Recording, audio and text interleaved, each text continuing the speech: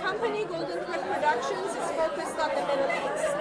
We were founded in 1996 with the idea of creating a home for Middle Eastern artists to present their work.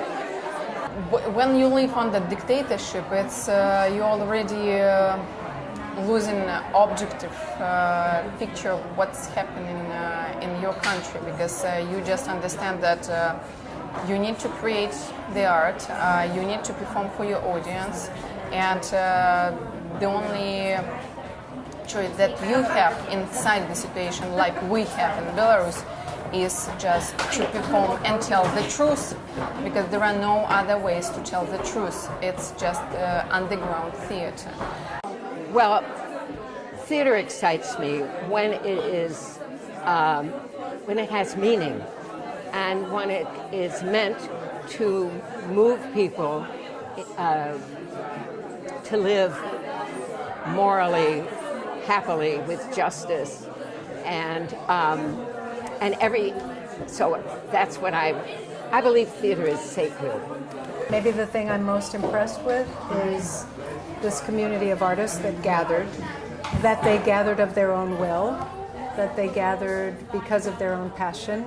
My life has been, for the last 44 years, international theater representing ITI, where I was starting in '66. So yes, today is a kind of extension or reflection of what I've been doing for a very long time.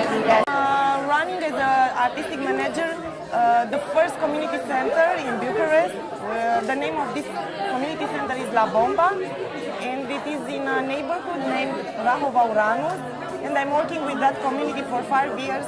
Immigrants Theater Project, and it's also based in New York, but we perform around the metropolitan area, and we now have some connections in Europe also.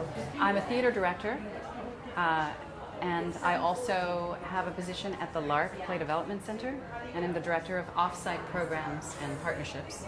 A few months ago, there was a conference in Chicago, which was like the year conference of TCG, Theater Communications Group, and I was invited by TCG because I work in a theater festival in Bogota.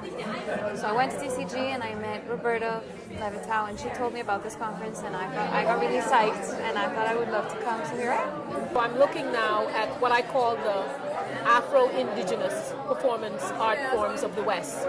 So I'm writing now on the role of African performance as a tool of learning in certain communities. I live in Oregon, but I've just come back from a year in Afghanistan as professor of English and drama at American University in Kabul.